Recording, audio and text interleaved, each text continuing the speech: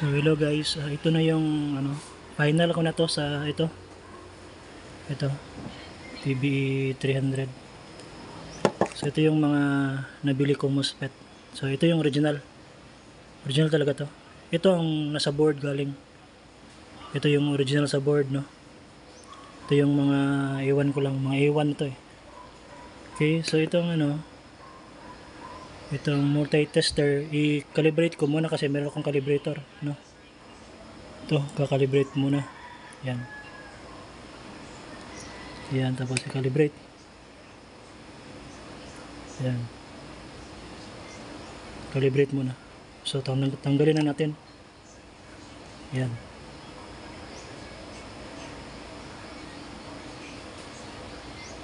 Calibration ito eh. So okay na. Self-test, no. Testing daw siya. Okay. So unahin natin yung itong galing sa board. Ito, original to.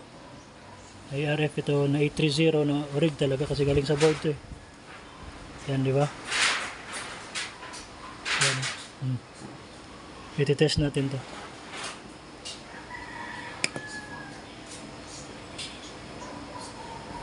So darating sa 1.6 yung RDS, CG 1.6, voltage threshold is 3.39, no? Okay. Ito, pangalawa niya. Galing sa board talaga to.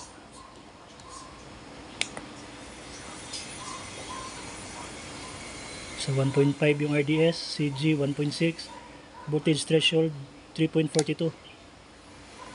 Okay. Ito mga original to eh. Galing sa board to. Yan, 1.5 RDS, 1.6 at saka 3.4. Okay, ito naman, ito na yung sira ito na MOSFET.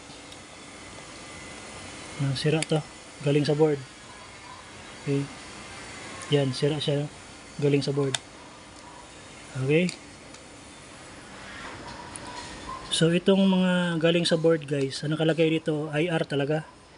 IR, no. So ibig sabihin ng IR is International Rectifier, ang brand nito. Yan, no. IR, International Rectifier. So i-test natin itong mga original din na Infineon, no. Infineon original ito. Ilan yung reading niya? Okay. Simulan natin. Test na natin. Yan. Malapit din 3.5, ang CG 1.7, pero ang RDS 1.8. Pero malapit na rin. Okay na rin. No? Ito. Pangalawa. Mga Infineon ito. Yan, 1.6 yun. Diba? So, ang reading siguro nito, magkakaproblema. Kasi 1.6 yun. Tsaka 1.5 at tsaka 3.52. So almost identical talaga sa original, no? Halos pareho. Okay. Ito. Infineon ito, original ito. Oh, 1.6 oh. 'Di ba? Halos pareho, 'di ba? Ito din, 'di ba? Minsan nga 1.5, minsan nga 1.6. Oh. Tingnan mo yung CG niya, yung gain gate capacitance 1.58, halos parehas nitong original. Okay, yung voltage threshold 3.46, halos pareho talaga. No? So original ito masabi mo original. Masabi ko na original to. Ako na mismo magsabi na original talaga itong Infineon na nabili ko rin sa Shopee. Okay? Oh, 1.6 oh, di ba? Ito 1.6 naman to, di ba? Testing natin yung yung original galing sa board Ito galing to sa board. Okay? Yan, galing sa board to. Di ba? 1.6 itong Infineon, i-test natin. So, minsan 1.5 siya. Okay, 1.6 saka 3.4, halos parehas lang, no. Pero yung iba dito, iba na ako ibang galing sa board. Yung iba 1.6 din. Yan to. Yan, di ba? 1.6 no. Galing sa board yan. At saka yung gate capacitance halos pareho, 1.6 nanofarad. Voltage threshold pareho din, 3.4. ibalik natin yung Infineon. Ito, original to ha. Yan naman yung sa original. Okay. Minsan 1.8 siya. 1.57 at saka 3.5. Halos parehas lang, di ba? Okay. Balik natin dito. Kanina, di ba? 1.6, ngayon 1.8. Depende na ito sa ano guys, sa tester. Di ba naging 1.8 na, so depende ito sa tester. Okay. Okay, so kanina nga 1.6 siya, ngayon 1.8 na naman. So ganyan guys, ganyan talaga yung mag-test ng ano, TC1. Tapos i-test natin yung nabili namin sa China, ha? IRF 830 pa rin. IR daw, International Rectifier daw.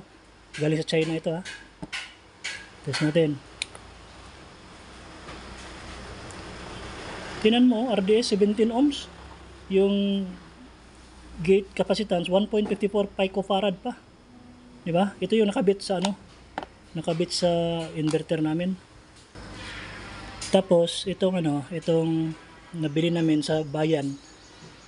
Ibig sabihin Fairchild ito, Fairchild na brand. IRF 830 pa rin. Yan, di ba? Fairchild, pero wala ito. Yung likod nito, lagyan din may itim din ang kulay, pero pag i-test mo yung likod, pag i-test mo yung MOSFET, tinan mo yung RDS 0.5, tinan mo yung voltage threshold 2.8 lang, oh. Wala ito guys, wala ito. Disgrasya tayo nito, oh. IRF 830 pa naman ito, pero mura lang ito, mga 30 pesos yung isa. So okay guys, itong nabili ko sa Shopee na Infineon, urig talaga. Kasi nakikita mo naman kanina yung resulta, di ba? Ito yung galing sa board. Galing sa board yan. Okay guys, salamat guys. Yun lang guys. At saka ikabit ko na dito sa sa 300 watts na inverter, TBE. Okay guys, thank you.